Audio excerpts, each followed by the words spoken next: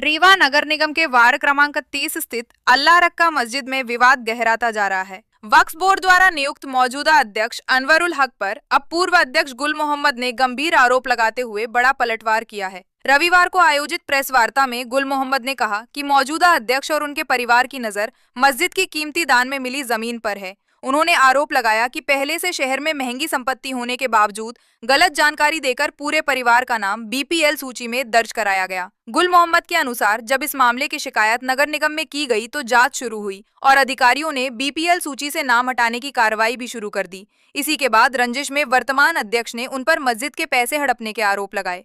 मस्जिद की आय व्यय का पूरा हिसाब उनके पास मौजूद है और वो इसे सार्वजनिक भी कर चुके हैं। उन्होंने सवाल उठाया कि अगर कोई गबन हुआ है तो वक्फ बोर्ड धारा 64 के तहत कार्रवाई क्यों नहीं कर रहा। अब सवाल ये, मस्जिद की जमीन और फंड पर किसकी नजर? आरोपों की सच्चाई क्या है, जांच के बाद ही होगा बड़ा खुलासा। सबसे पहले आप सभी मीडिया बंधु यहाँ आए, अपना कीमती समय निकाला, उसके लिए आपको सभी को आदाब, सलाम और धन्यवाद। दिनांक 7/4/2026 को सोशल मीडिया के माध्यम से मुझे ज्ञात हुआ कि अनवारुल हक पिता असगर अली एवं रईस अंसारी पिता अख्तर अंसारी के द्वारा मेरे व मेरे परिवार के ऊपर अमर्यादित भाषा का इस्तेमाल करते हुए मुझ पर बगैर तथ्य व साक्ष्य के मस्जिद अल्लाह रखा चिकान टोला रीवा मध्य प्रदेश की 50 लाख रुपए गबन करने के झूठे व गंभीर आरोप लगाए गए। साथ ही शासन प्रशासन की दृष्टि में मस्जिद का विवाद प्रदर्शित कर अति संवेदनशील मुद्दा बनाने का प्रयास किया जा रहा है एवं समाज को भ्रमित कर मेरे व मेरे परिवार के विरुद्ध षड्यंत्र रच मेरी प्रतिष्ठा एवं जनहानि की कोशिश की जा रही है। जबकि सत्यता यह है कि अनवारुल हक एवं उनके भाई पाले खान लोभ प्रतिशोध की भावना लिए हुए मस्जिद को सुरक्षा कवच बनाकर अपनी करतूतों को छिपाने का भरपूर प्रयास कर रहे हैं, परंतु सफलता उनके हाथ नहीं लगी। अनवारुल हक व उनके भाई पाले खान वर्तमान समय में भूमि धन से संपन्न है, जिनमें आंशिक जानकारी के अनुसार नगर निगम के गांधी कॉम्प्लेक्स में अनवारुल हक की दुकान है, बुढ़ाई बाजार में दुकान है, अवैध गोमती काउंटर जो अतिक्रमण में है, और अनवारुल हक की पत्नी सलमा बेगम के नाम से बाण सागर पोखरी में 3200 स्क्वायर फीट का प्लाट है, जिसका खसरा नंबर 742/29/319, जिसकी आज की डेट में अनुमानित कीमत लगभग 50 लाख रुपए है। पाले खान जी की पत्नी अमरीन अंसारी जी के नाम से भी बाण सागर पोखरी में प्लाट है, जिसका खसरा नंबर 742/2/15/319, जिसकी अनुमानित कीमत लगभग 27 लाख रुपए है। उक्त पाले खान की भूमि सिलपरा, जिसका खसरा नंबर 255/2 भूखंड नंबर 15/2/63 है। अनवारुल हक जी के पास एक संदिग्ध 2 पहिया वाहन भी है, एक्टिवा सफ़ेद कलर की, जो कि एक जांच का विषय है, जिसमें वो बगैर नंबर प्लेट की गाड़ी है। साथ ही चिकान टोला में जिस भवन पर यह निवास करते हैं, उस भवन के दस्तावेज जब खंगाले गए तो भवन के दस्तावेज संदिग्ध पाए गए, जिसमें 2 तरह के सजरे हैं। एक सजरा अकबर वलदोस्त के वंश से चलता है और एक सजरा जो इन्होंने मोहम्मद रईस के द्वारा मुझसे बनवाया गया है, वह खसरा जो है तो दूसरे पिता के नाम से है, तो जो कि वो घर भी संदिग्ध परिस्थितियों में नजर आता है। अब दिलचस्प और हैरान करने वाली बात यह है कि इतना होते हुए, 1 करोड़पति होते हुए, इनके नाम से बीपीएल कार्ड बना हुआ था।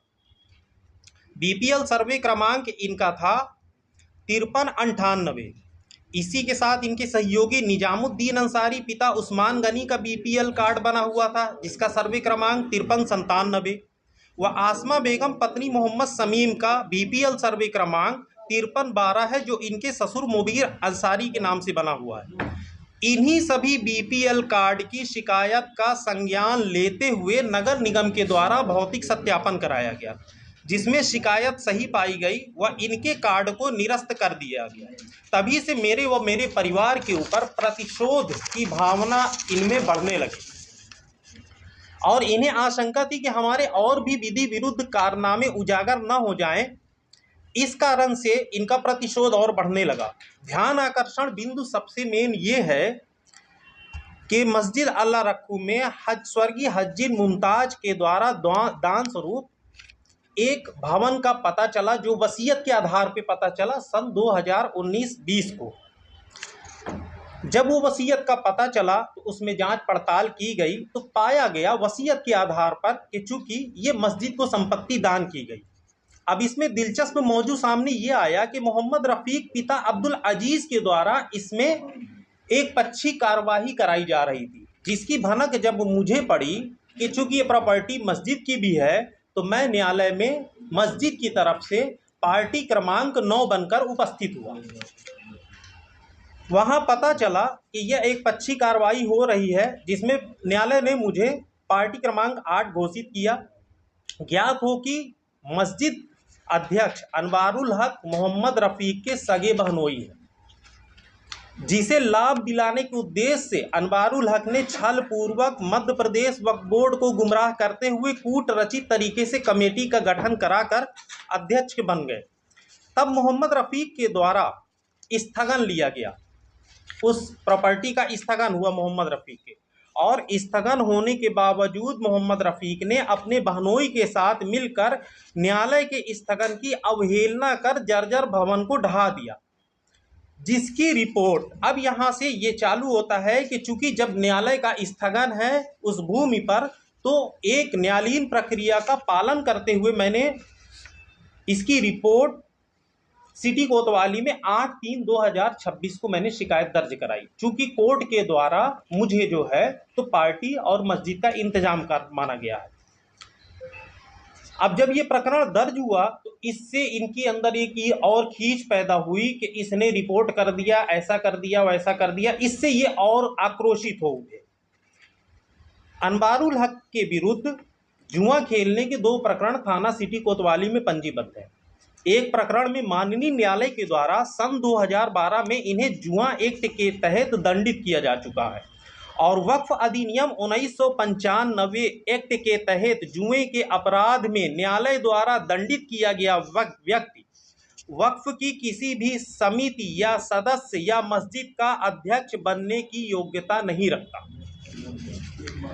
मस्जिद कमेटी के गठन की प्रारंभिक प्रक्रिया जो होती है श्रीमान, तो थाने से वेरिफिकेशन कराना पड़ता है, जो नहीं कराया गया। साथ ही वक्फ बोर्ड को दिए जाने वाले शपथ पत्र के प्रारूप में कंडिका 6.4 और कंडिका 6.5 का उल्लंघन किया गया। इन्हीं सारे कृत्यों की शिकायत मोहल्ले वासियों के द्वारा मध्य प्रदेश वक्फ बोर्ड भोपाल से की गई।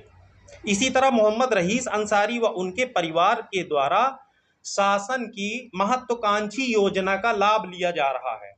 अब श्रीमान, गौर करने वाली बात यह है कि इन्होंने मुझ पर जो आरोप लगाया मस्जिद के बारे में, चूंकि समाज में ये बात गई तो मेरा ये दायित्व बनता है कि 50 लाख की गबन का आरोप जो मेरे ऊपर लगाया गया तो उसको मैं समाज को बताऊं। आपको मैं बताना चाहूँगा कि मस्जिद अल्लाह रखू चिकान टोला, जिसमें हमारे मोहल्ले के भी कुछ पत्रकार बंधु हैं, एक छोटी सी मस्जिद है जिसका रकबा 872 स्क्वायर फीट है, और उस 872 स्क्वायर फीट रकबे में मस्जिद वक्फ बोर्ड के गजट के अनुसार 8 कोठे दर्शाए गए हैं, जो गजट कहता है। लेकिन उसको वर्तमान समय में एक छोटी छोटी दुकानों का स्वरूप दे दिया गया। दुकानें भी श्रीमान आपके सामने हैं, यही हैं। आप कोई भी और समाज का कोई भी जाके उन दुकानों को देख सकता है कि वो दुकानें किस हालत में हैं। 3 दुकानें शेड की दुकानें हैं जो छोटी छोटी हैं, 3 दुकानें 6x6 की है, 1 दुकानें 5x4 की लगभग, और एक में इस्तिंजा खाना जिसे हम टॉयलेट कहते हैं वो बना है। 3 सेट की दुकान का मैं वर्तमान अभी बता रहा हूँ। वर्तमान किराया 3 सेट की दुकानों का 1500 रुपये प्रति दुकान किराया है, जिसका किराया होता है 4500 रुपये 3 दुकान का। 6x6 की 3 दुकान है जिनका अनुमानित किराया मैं आज की डेट में लगा रहा हूं, तो 3 दुकानों का किराया हो गया आपका 9000 रुपये। तो श्रीमान, हमें 2019-20 में पता चला, न्यायालय में हमने जो है तो पार्टी हम न्यायालय में बने, और आप सभी को ज्ञात है कि 2020 से लगभग 2023 तक लॉकडाउन की परिस्थिति थी। उसके बावजूद भी वहां से लगभग मुझे 50 से 60 हजार रुपये जर्जर भवन था। चूंकि आज भी जर्जर भवन है, उसको नगर निगम ने गिराने का आदेश दिया था, तो कभी कोई किरायादार रहे, कभी कोई किरायादार न रहे। 50 से 60 हजार रुपए अभी तक लगभग मुझे उससे प्राप्त हुए। इन सारी चीज़ों का हिसाब किताब चूंकि मैंने समाज को दे दिया, चूंकि वक्फ से मुझे नहीं बनाया गया था। जो अगर वक्फ से मुझे बनाया गया होता तो धारा 64 की कार्रवाई मेरे ऊपर होती। पत्राचार के माध्यम से मैंने जो वो पत्र दिखाया गया मीडिया के माध्यम से 2 लाख लगभग 40,000 रुपए, 2,40,000 रुपए का जो अगर मेरे अंदर चोर होता तो मैं कलेक्टर साहब से मार्गदर्शन नहीं मांगता। मार्गदर्शन मैंने मांगा, कलेक्टर जी का पत्र प्राप्त हुआ और फिर मौखिक उनसे मेरी चर्चा हुई।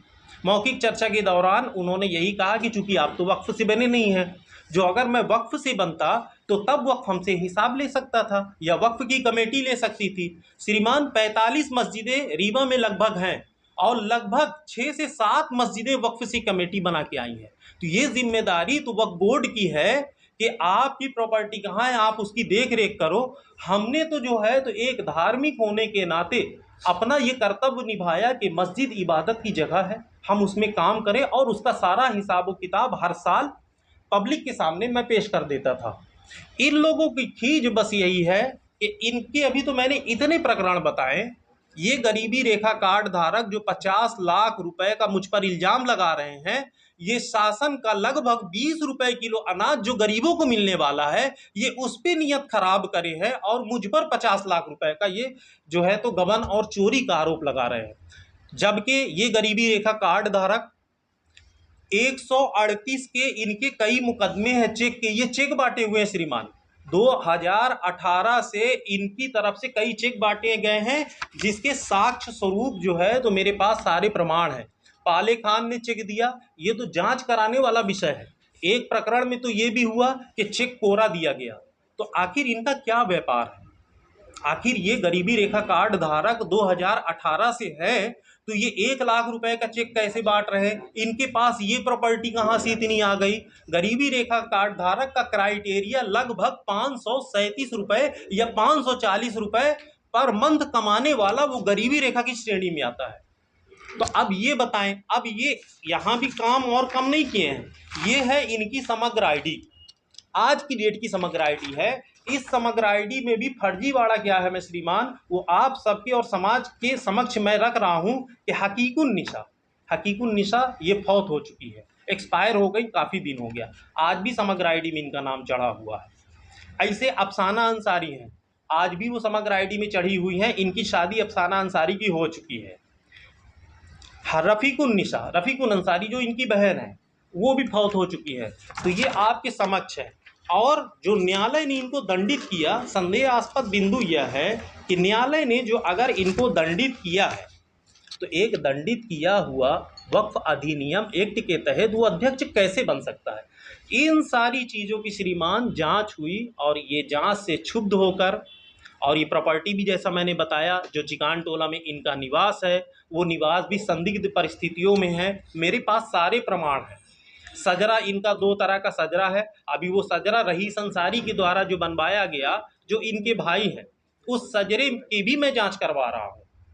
इनके दुकान मकान की जांचें चल रही हैं और यही सब डर भय के कारण इन्होंने मस्जिद का सहारा लिया। मस्जिद में कोई विवाद नहीं श्रीमान, वो अल्लाह का घर है, लोग इबादत करने जाते हैं।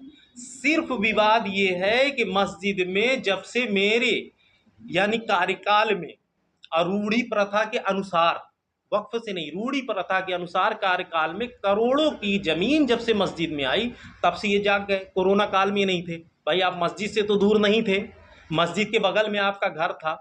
और इनका जो वो प्रॉपर्टी में इनका सगा साला है, वो साला जो है तो वो केस दायर किया है, उसको लाभ दिलाने के उद्देश्य से ये सब प्रोपोगंडा मेरे खिलाफ रचा जा रहा। तो बस इन्हीं बातों को मैं आपके और सभी समाज के समक्ष में रखना चाहता था और सभी से मैं अनुरोध करता हूँ, निवेदन करता हूँ कि जो मैंने बताया मस्जिद चिकान टोला रीवा में मोहल्ले में ही है, आप लोग बिल्कुल पता करिए जो जितनी बात मैंने बताई कि किराया इतना ही है, और उसके बाद आप हमारे ऊपर जो भी आरोप लगाना चाहें, लेकिन आरोप लगाइए तो तथ्य के साथ लगाइए। श्रीमान, मैं आज 14 साल से समाज सेवा के क्षेत्र में जुड़ा हूँ। कभी कभी बातें ऐसी आ जाती हैं कि जब बगैर ठोस तथ्य के और मुझ पर ऐसे आरोप लगाए जाते हैं, फ्रॉड ये वो, तो एक तकलीफ़ भी होती है श्रीमान। और इसी में कई लोग ऐसा होते हैं कि किसी का ब्रेन हेमरेज हो गया, कोई डिप्रेशन में चला गया। मेरा अनुरोध यही है कि तथ्य के साथ जो अगर बातें आएँ तो बिल्कुल उसको प्रसारित किया जाए। जो अगर मैं दोषी हूँ तो मेरे खिलाफ़ कार्रवाई हो। और इन्होंने झूठ भी बोला कि न्यायालय से इन्होंने नोटिस दिया। न्यायालय से नहीं, लीगल नोटिस मेरे पास आई। इनमें कई सारी बातें इन्होंने जो है तो ये हिसाब किताब मांगने गए तो गाली दे के भगा देते हैं। श्रीमान, ऐसी कोई भी कहीं भी बात हुई ही नहीं।